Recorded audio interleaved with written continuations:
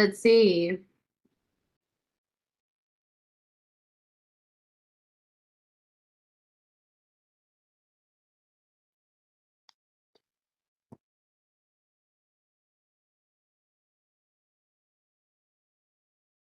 So this one says we have loyal customers in person. So I had to read it twice because I was like, you don't seem trustworthy. Okay, anyways, sorry. So Danielle Moore, Harbor View Cafe. So we got a restaurant. We have loyal customers in person, but online we don't seem trustworthy. How do you bridge that gap? I'd say better website. But that's just me. I don't know exactly what you got going on. That's why I do want people to come on here, because when you guys come on here, I will be able to actually bring up your website and do a lot of this live. For the emailed questions, I don't go to anybody's stuff just in case if they don't want it out there. So you got loyal customers in person. So it tells me you're running a good joint. All right, so we have a good place, but online we don't seem trustworthy. Now my question is, but online we don't seem trustworthy. Is your customers telling you that online is just not putting the cherry on top on their experience, and or but online we don't seem trustworthy, we're trying to get new customers and it doesn't seem to be working? So let's say, honestly, in either one, I'm going to tell you need a new website, and here's the reason why I'm going to tell you is it's just websites are so important. If you don't seem trustworthy online, you're not going to get people. People make their decision with under 5 seconds. So you have to hit them within those 5 seconds. The other thing that I really, really would implore you to do is go check your Google business listing. That's a huge thing that can immediately build domain authority and trust. So if you do that first, even if your website's lacking, the way that they do the Google Business Profile one is standard. So everybody's kind of like expecting to look at the same thing. But it'll get you paired with, some of the most important things: link to your website, address, phone number, and it'll be able to pop up a couple pictures.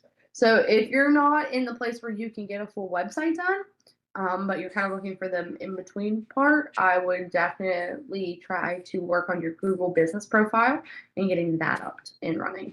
Um, and if you have loyal customers in person, focus on that. I understand you want to bridge the gap, but you got to keep doing what's working for you too. There's nothing wrong with doing what you do best. And sometimes when people try to spread themselves too thin is genuinely where they lose. Um, so I would like to see people understand less is more and just start being happy with that, because it really does make a big difference.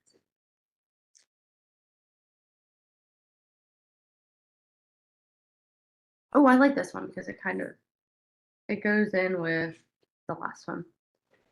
How do you prioritize fixes without rebuilding everything? Hmm. So let's say that your website does have um, enough, but it's time. Okay, so your website has enough, but we're just like not getting the conversions we want, right?